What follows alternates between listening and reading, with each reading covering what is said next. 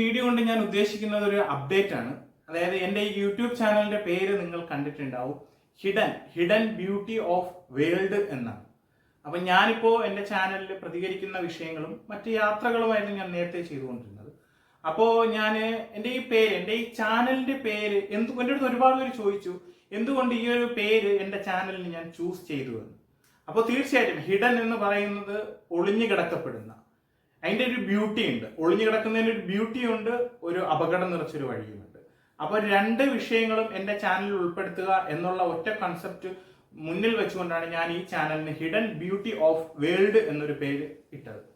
അപ്പൊ എൻ്റെ ചാനലിൽ നാളെ മുതൽ ആരംഭിക്കുവാൻ പോവുകയാണ് നിഗൂഢതകൾ നിറഞ്ഞ, നമ്മുടെ നാടുകളിൽ നിന്നും കാണാമറയത്ത് പോയ, ഒരു നാള് ബ്രേക്കിംഗ് എക്സ്ക്ലൂസീവുകളായിരുന്ന, ഒരു നാളിൽ മീഡിയ എടുത്തിട്ട് ആഘോഷിച്ച, ഒരു നാളിൽ അവരുടെ തലക്കെട്ടുകളിൽ വന്നു നിറഞ്ഞ, നമ്മുടെ നാടുകളിൽ നിന്നും കാണാതെയായി പോയിട്ടുള്ള ഒത്തിരി പേരുടെ ജീവിതങ്ങൾ തേടി, അവരുടെ ജീവിതത്തിന് ഇപ്പോൾ എന്താണ് സംഭവിച്ചിട്ടുള്ളത്, അവരെത്ര പേർ നമ്മുടെ നാട്ടിലേക്ക് തിരിച്ചു വന്നു, നമ്മുടെ ഇന്ത്യയുടെ കണക്കെടുത്തു കഴിഞ്ഞാൽ എത്ര മിസ്സിംഗ് കേസാണ് നമുക്ക് ഓരോ വർഷങ്ങളിലും രജിസ്റ്റർ ചെയ്യപ്പെടുന്നത്.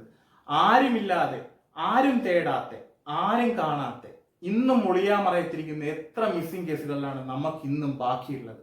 എത്ര പേരെ തേടി ആരെല്ലാം കാത്തിരിക്കുന്നു. ഒരു മരണത്തിനപ്പുറം വേദനയാണ് ഒരാളെ കാത്തിരിക്കുന്നത്. മരണം ഒരു ഉറപ്പും കാത്തിരിപ്പ് ഒരു പ്രതീക്ഷയുമാണ്.